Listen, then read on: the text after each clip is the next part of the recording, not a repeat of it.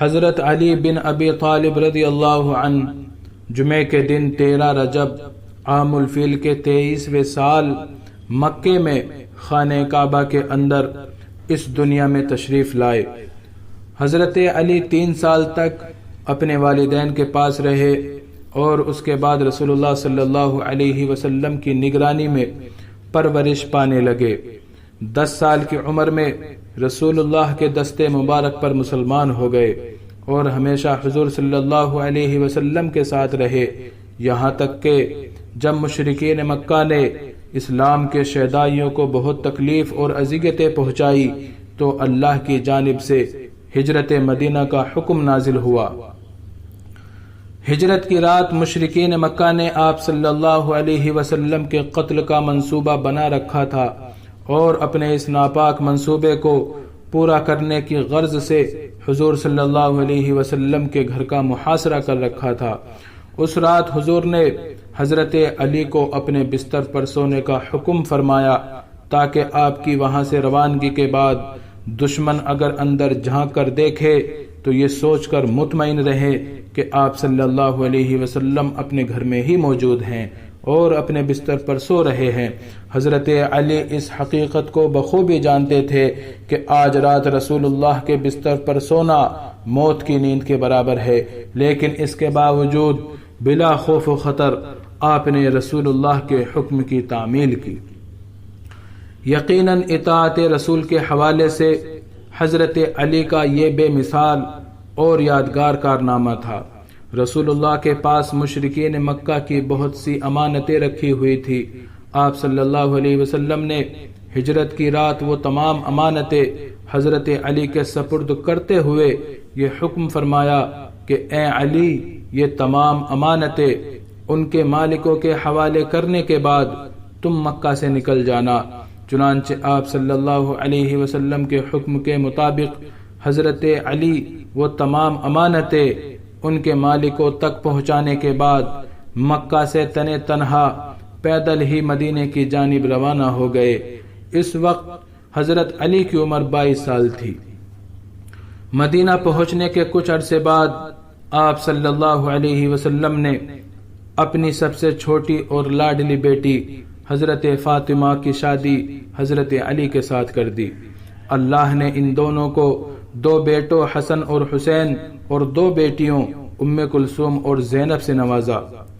غزوہ خیبر کے موقع پر حضرت علی کا کردار ہمیشہ ناقابل فراموش رہے گا۔ جب اسلامی لشکر خیبر پہنچا تو خیبر کے یہودی قلعے میں بند ہو کر بیٹھ گئے تھے۔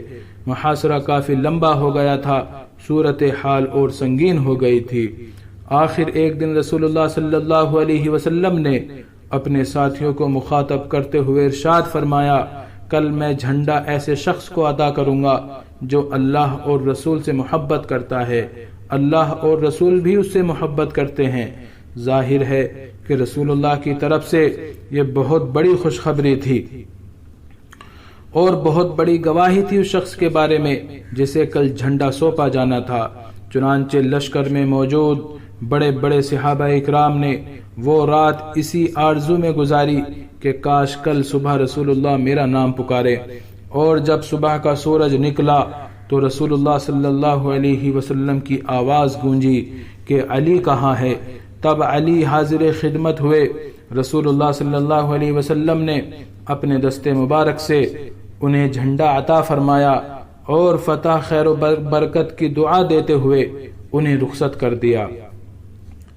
رسول اللہ صلی اللہ علیہ وسلم کے حکم کی تعمیل میں حضرت علی نے اسلامی لشکر کی قیادت کرتے ہوئے دشمن کی جانب پیش قدمی کرنے لگے۔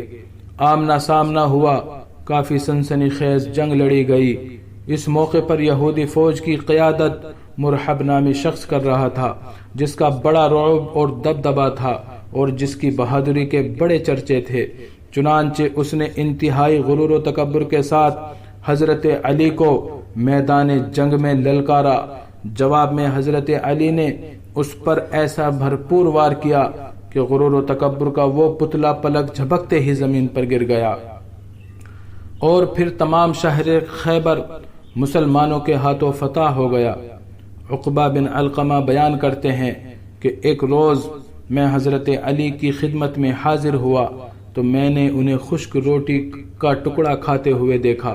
میں نے کہا امیر المومنین، آپ روٹی کے خشک ٹکڑے کھا رہے ہیں؟ آپ نے فرمایا رسول اللہ اس سے بھی زیادہ سوکھی روٹی کھایا کرتے تھے، اگر میں نے حضور کے طریقے کو چھوڑ دیا تو مجھے ڈر ہے کہ میں ان سے بچھڑ جاؤں گا۔ 19ویں رمضان کی رات حضرت علی اپنی بیٹی ام کلثوم کے یہاں تشریف فرما تھے۔ انہوں نے جو کی 2 روٹیاں، 1 پیالہ دودھ اور 1 پیالی میں نمک رکھ دیا۔ حضرت علی نے کھانے کو دیکھ کر فرمایا کہ میں نے رسول اللہ صلی اللہ علیہ وسلم کی پیروی میں کبھی یہ گوارا نہیں کیا کہ ایک وقت میں دسترخوان پر 2 قسم کی چیزیں ہوں۔ اے بیٹی، دنیا کے حلال مال میں حساب اور حرام مال میں عذاب ہے۔ کیا تم چاہتی ہو کہ تمہارا باپ موقع حساب میں دیر تک کھڑا رہے؟ ان 2 چیزوں میں سے ایک اٹھا لو۔ ام کلثوم نے دودھ کا پیالہ اٹھا لیا۔ آپ نے چند لقمے نمک کے ساتھ تناول فرمائے اور مسجد جانے کے ارادے سے اٹھ کھڑے ہوئے۔ خوارج کے ایک گروہ نے آپ کو شہید کرنے کے لیے ابن ملجم نامی شخص کو آپ کے پیچھے لگا رکھا تھا۔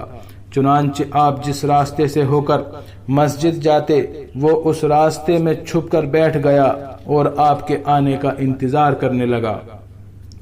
حضرت علی کی یہ عادت تھی کہ جب نماز فجر کے لیے گھر سے مسجد روانہ ہوتے تو راستے میں حی علی الصلاۃ، حی علی الصلاۃ کی صدا بلند کرتے جاتے تاکہ جو کوئی خواب غفلت میں ہو وہ بیدار ہو جائے اور نماز کے لیے تیاری کرے۔